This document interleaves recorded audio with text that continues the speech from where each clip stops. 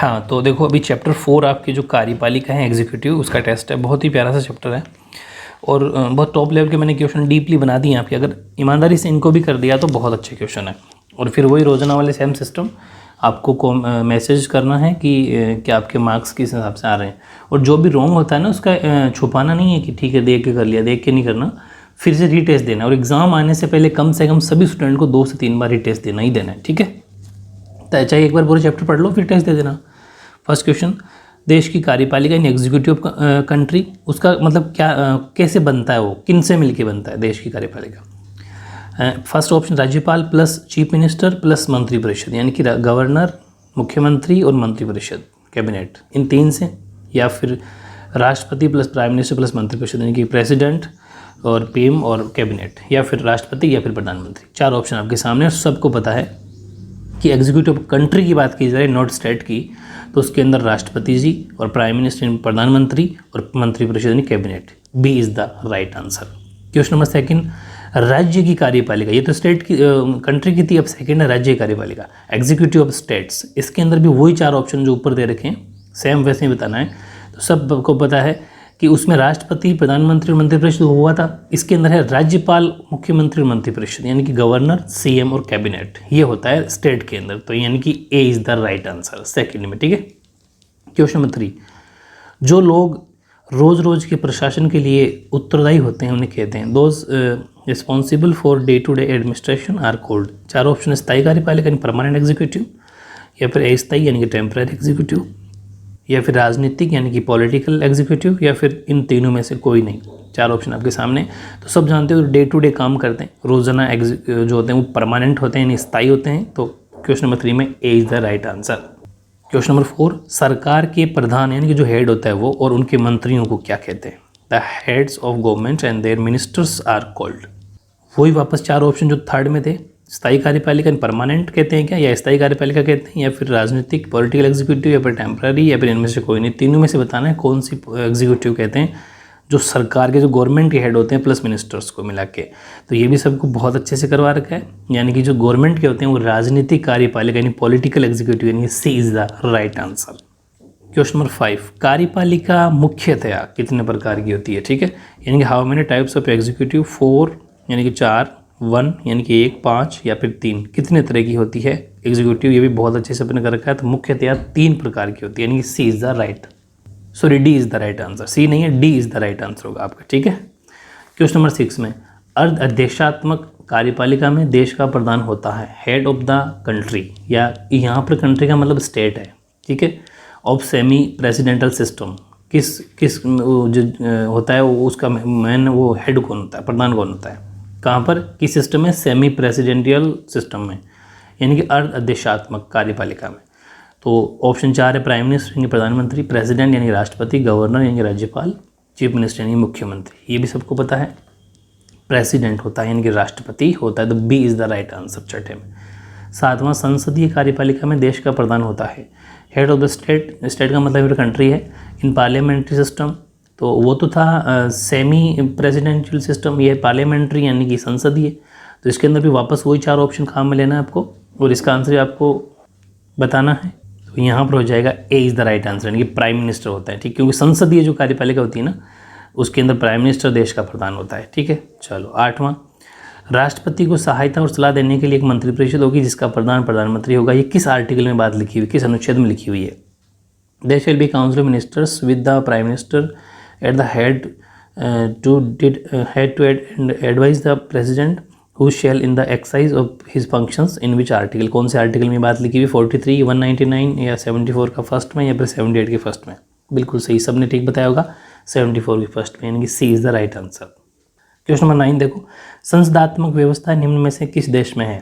Which of the following country has parliamentary system. 4 option, India, Bharat, USA यानी कि America, Brazil और या फिर तीनों ही नहीं, ठीक है। तो संसदात्मक तो हमारे इंडिया के अंदर है। इन ऑप्शन को देखते हुए तो A is the right answer, ठीक है। क्वेश्चन नंबर 10 देखो, 10 है, भारतीय पुलिस सेवा निम्न में से किसके अंतर्गत आती है। Indian police service comes under which of the following. 4 option है, अखिल भारतीय सेवाएं, ऑल इंडिया सर्विसेज, या फिर केंद्रीय यानी सेंट्रल बोल दो चाहे यूनियन सर्विसेज, या स्टेट सर्विसेज। मतलब आईपीएस जो है वो प्रांतीय सेवा में आता है, केंद्रीय में, फिर अखिल भारतीय, किस में आता है आईपीएस। तो IPS आता है अखिल भारतीय सेवा में, यानी कि all India services, A is the right answer. Question number 11, संघीय कार्यपालिका का औपचारिक प्रधान, the formal head of the federal executive is, 4 option है, प्राइम मिनिस्टर यानी कि प्रधानमंत्री, प्रेसिडेंट यानी राष्ट्रपति, राज्यपाल यानी गवर्नर, मुख्यमंत्री यानी कि चीफ मिनिस्टर। आपको बताना है संघीय का, तो संघीय का कौन होता है? औपचारिक, औपचारिक पूछा है ना, मैं नहीं, औपचारिक फॉर्मल, तो वो कौन होता है हमारे देश में? राष्ट्रपति यानी कि president, B is the right answer. Bharat में प्रधानमंत्री सरकार का प्रधान है, औपचारिक है क्या? मतलब the prime minister is the head of government in India, तो फॉर्मल है या फिर वास्तविक यानी कि रियल है, या फिर ए और बी दोनों, या फिर दोनों ही नहीं?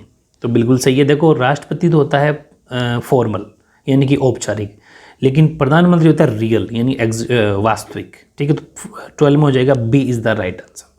क्वेश्चन नंबर 13, भारत में मंत्रिपरिषद के सदस्यों की अधिकतम संख्या हो सकती है, what is the maximum number of members of the council of ministers in India. मंत्रिपरिषद के अंदर कौन कौन सी बात सही है? 3 ऑप्शन दे रखे हैं, 4 ऑप्शन दे रखे हैं कि लोकसभा के कुल सदस्य के 20%, ये 20% of total members of the Lok Sabha, या फिर लोकसभा के कुल सदस्य के 15% यानी कि 15% of the total members of Lok Sabha, या फिर लोकसभा और राज्यसभा दोनों को मिला के 20%, या फिर नन ऑफ दीज, यानी एनओटी का मतलब नन ऑफ दीज यानी इनमें से कोई नहीं। तो सबको पता है कि 15%, लेकिन किसका? लोकसभा के जितने टोटल मेंबर हैं, यानी कि B is the right answer. Question number 14, भारतीय विदेश सेवा निम्न में से किसके अंतर्गत आती है? Indian foreign service comes under which of the following. वही वैसा ही क्वेश्चन जैसे 10वां था। ऑप्शन 4 है आपके पास में, अखिल भारतीय सेवाएं ऑल इंडिया सर्विसेज, केंद्रीय सेवाएं यानी सेंट्रल सर्विसेज, और प्रांतीय यानी स्टेट सर्विसेज, या फिर नन ऑफ दीज। तो ये हैं IFS, और IFS आता है आपके इसमें सेंट्रल मतलब कि केंद्रीय सेवाएं यानी कि सेंट्रल सर्विसेज, यानी कि B is the right answer, ठीक है। क्वेश्चन नंबर 15, रेवेन्यू की सेवा जो है भारतीय राजस्व सेवा निम्न में से किसके अंतर्गत आती है? यानी कि IRS comes under which of the following. बहुत इंपॉर्टेंट है ये भी। IRS आती है वही 4 ऑप्शन, ऑल इंडिया सर्विस यानी अखिल भारतीय में आती है क्या, केंद्रीय में आती है, सेंट्रल सर्विसेज में आती है, फिर प्रांतीय यानी कि स्टेट सर्विस में आती है, या फिर नन ऑफ दीज यानी चारों में तीनों में नहीं आती। कौन से के अंदर आती है? तो बिल्कुल सही है, जो IFS आता है उसी में IRS आता है, यानी कि सेंट्रल सर्विसेज में यानी केंद्रीय सेवा में आता है, तो B is the right answer. Question number 16 देखो, प्रधानमंत्री और सांसद, यहाँ पर मैं लिख सकता था प्रधानमंत्री और मंत्री, लेकिन जो सांसद मंत्री, क्योंकि वो इसलिए समझ में आ जाएगा, इनके लिए क्या मैंडेटरी है, क्या अनिवार्य है? Is it mandatory for prime minister and ministers, जो MP होते हैं वो मंत्री, उनके लिए क्या होना ज़रूरी है? ऑप्शन 4 है आपके पास। फर्स्ट ऑप्शन है मेंबर्स ऑफ लेजिस्लेटिव काउंसिल यानी विधान परिषद का सदस्य होना चाहिए क्या, या फिर मेंबर्स ऑफ लेजिस्लेटिव असेंबली विधानसभा का सदस्य होना चाहिए, या फिर मेंबर ऑफ पार्लियामेंट या संसद का सदस्य होना चाहिए, या फिर तीनों में से कोई नहीं होना चाहिए। तो सब जानते हो प्रधानमंत्री को भी MP होना ज़रूरी होता है, वो जब MP बन के आएंगे तभी जीते, मतलब प्रधानमंत्री के लिए चुने जाएंगे, और अगर वो MP नहीं है तो 6 महीने के अंदर अंदर उनको MP बनना पड़ेगा, इनकी MP बनना पड़ेगा, मतलब कि संसद सदस्य बनना पड़ेगा। तो मेंबर ऑफ पार्लियामेंट यानी कि C is the right answer हो जाएगा इसमें। क्वेश्चन नंबर 17, मंत्रियों की 15% संख्या, जो भी मैंने पीछे क्वेश्चन पढ़ा था, लोकसभा में और राज्यों की विधानसभा में भी फिक्स किया था। हालांकि आपको पता है विधानसभा में कोई फिक्स गारंटी नहीं है, लेकिन ये कानून उस टाइम आया था। तो किस संशोधन अधिनियम के अंतर्गत की गई थी? Under which constitutional amendment act did 15% members Lok Sabha plus Vidhan Sabha दोनों की बात करें पर नो मिनिस्टर्स। तो ये जो एक्ट है या फिर जो ये अमेंडमेंट है वो कौन सा था, नंबर कौन से नंबर का था? 91 था, 94 था, 96 था, 101 था। तो सबको याद है, A is the right answer, 91 था। ये 91वें संविधान संशोधन के तहत ये 15% फिक्स की गई थी, जो कि 2003 के अंदर आया था, ठीक है।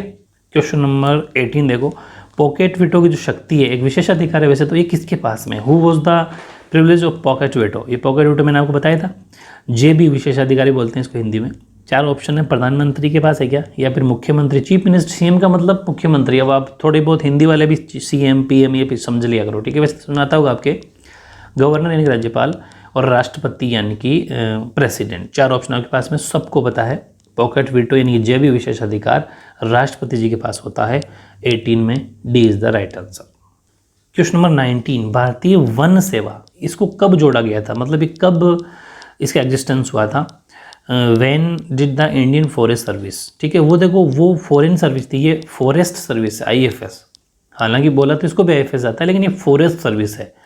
कम इनटू एग्जिस्टेंस, 4 ऑप्शन है, 1961, ये आई थिंक हमने नोट्स में जो मिस्टेक रही थी, 1966, और 1963 और 1969। तो 1966 यानी कि बी 1966 के अंदर इसका बी राइट आंसर है 19वें का। ठीक है। क्वेश्चन नंबर 20, महाभियोग प्रस्ताव जो राष्ट्रपति के लिए लाया जाता है, कैन इम्पीचमेंट मोशन जो प्रेसिडेंट के लिए लाया जाता है, वो कब मतलब किस सदन में लाया जा सकता है, कौन से हाउस में लाया जा सकता है? केवल लोकसभा में, ओनली लोकसभा, या फिर ओनली राज्यसभा, या फिर दोनों में लाया जा सकता है, या फिर दोनों में ही नहीं लाया जा सकता?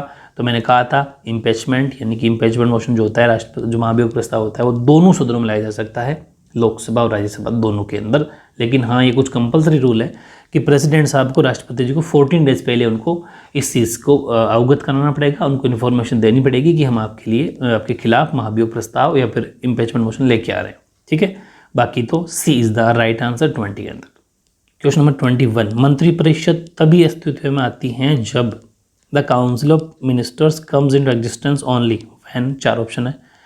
जब प्रधानमंत्री अपने पद से त्यागपत्र दे देता है, prime minister resigns from his post, या फिर प्रधानमंत्री की मृत्यु हो जाती है, द प्राइम मिनिस्टर डाइज, या फिर प्रधानमंत्री अपने पद की शपथ ले लेते हैं, यानी prime minister takes the oath of his office, या फिर चौथा है NOT का मतलब है नन ऑफ दीज, इनमें से कोई नहीं। तो सबको पता है कि मंत्रिपरिषद तभी तक है जब तक प्राइम मिनिस्टर हैं। अगर प्राइम मिनिस्टर अपना रिजाइन दे देंगे तो खत्म पूरी मंत्रिपरिषद, यानी मिनिस्टर, पूरी कैबिनेट खत्म हो जाएगी, काउंसिल ऑफ मिनिस्टर खत्म हो जाएगी। तो सीधी सी बात है, जब प्रधानमंत्री अपने पद की शपथ लेते हैं तभी उनके बाद में मंत्रिपरिषद का चुनाव की मतलब बनाई जाती है, क्योंकि पहले प्रधानमंत्री सबसे बड़े और उसके बाद में वही अपने कैबिनेट और राज्य मंत्री वगैरह वो मंत्री चुनते हैं। ठीक है। तो 21 में हो जाएगा सी इज़ द राइट आंसर। ठीक है। ऐसे देखो 22, उपराष्ट्रपति चुना जाता है, वाइस प्रेसिडेंट इज इलेक्टेड, मतलब उसका टेन्योर बताना है, कार्यकाल बताना है, कितने सालों के लिए चुना जाता है उपराष्ट्रपति जी को, वाइस प्रेसिडेंट को?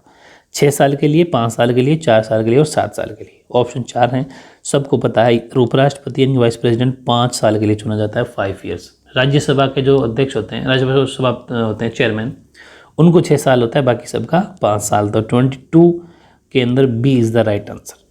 23, उपराष्ट्रपति जी होते हैं यानी कि वाइस प्रेसिडेंट, ये लिखा नहीं तो समझ जाना वाइस प्रेसिडेंट क्या होते हैं, इंग्लिश वाले समझ जाना भाई, वाइस प्रेसिडेंट है वो। ठीक है।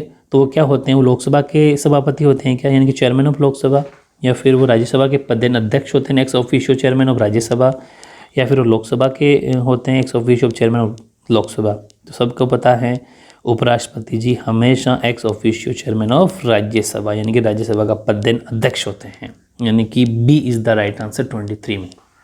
अब देखो क्वेश्चन नंबर 24, कार्यवाहक राष्ट्रपति के रूप में कार्य किया था, सर्व्ड एज एक्टिंग प्रेसिडेंट, किसने किया था? 4 ऑप्शन है, फखरुद्दीन अली अहमद, पूरा नाम है खैर, बी प्रतिभा पाटिल, या फिर BD जत्ती, या फिर कोई नहीं इन चारों में से। तो आपको पता है फखरुद्दीन अली तो खुद प्रेसिडेंट थे, राष्ट्रपति जी थे, इनकी डेथ हो गई थी, उसके बाद में BD जत्ती बैठे थे, जो जब तक नए राष्ट्रपति नहीं बने थे तब तक यही BD जत्ती प्रेसिडेंट रहे थे। तो 24 में सी इज़ द राइट आंसर। और लास्ट 25 देखो, अब देखो लास्ट 25, देखो क्वेश्चन बहुत कम बन रहे थे लेकिन फिर भी मैंने इसमें एकदम डीपली कर करके निकाल लिए 25 question. A parliamentary executive means, यानी कि संसदीय कार्यपालिका का अर्थ होता है, 4 option, executive where there is a parliament, यानी कि जहाँ संसद हो वहाँ कार्यपालिका का होना, या फिर executive elected by the parliament, यानी कि संसद द्वारा निर्वाचित कार्यपालिका, या फिर where the parliament functions as the executive, यानी कि जहाँ संसद कार्यपालिका के रूप में काम करती हैं, या फिर D last, executive that is dependent on support of the majority in the parliament, यानी कि ऐसी कार्यपालिका जो संसद के बहुमत के समर्थन पर निर्भर हो। 4 ऑप्शन आपके सामने हैं, तो आंसर हो जाएगा D is the right answer, यानी कि ऐसी कार्यपालिका जो संसद के बहुमत के समर्थन पर निर्भर हो, यानी कि executive that is dependent on support of majority in the parliament. ये था आपका टेस्ट, बहुत ही प्यारा सा टेस्ट। आई थिंक इसको अगर ऑनेस्टली सबने किया है और 25 आउट ऑफ 25 आनी चाहिए, क्योंकि अपने नोट्स में सारी बातें लिखी थी। तो अगर 25 में से कितने भी आपके आते हो वो ज़रूर आपको कमेंट करना है, ठीक है। इसके बाद में लास्ट अपने काम जो बच गया वो क्या है, आपके लिए एक ऐसा मतलब जो जोश भरे आपके अंदर, उसके लिए एक चीज़ है कि अभी तो असली मंजिल पाना बाकी है। अभी तो क्या है, असली मंजिल पाना बाकी है, इरादों का इम्तिहान बाकी है, इरादों का इम्तिहान बाकी है। तोली है मुट्ठी भर ज़मीन, तोली है मुट्ठी भर ज़मीन, अभी तोलना आसमान बाकी है। तो बहुत ही शानदार कोटेशन, इसको आप मतलब हर कोटेशन को अपने मन में फील किया करो, ये सब मोटिवेशनल होते हैं। इसको सबको आपको ऐसा नहीं कि सिर्फ पढ़ के ही छोड़ना है, इसको इस पर अपने आप कहते हैं ना कि थोड़ा वो भी करना है, माइंड को भी लगाना है कि हाँ मैं भी कुछ करूँ। ठीक है, तो सभी के एग्ज़ाम अच्छे हो इसके लिए ऑल द बेस्ट और अच्छी मेहनत करना। ठीक है, ओके।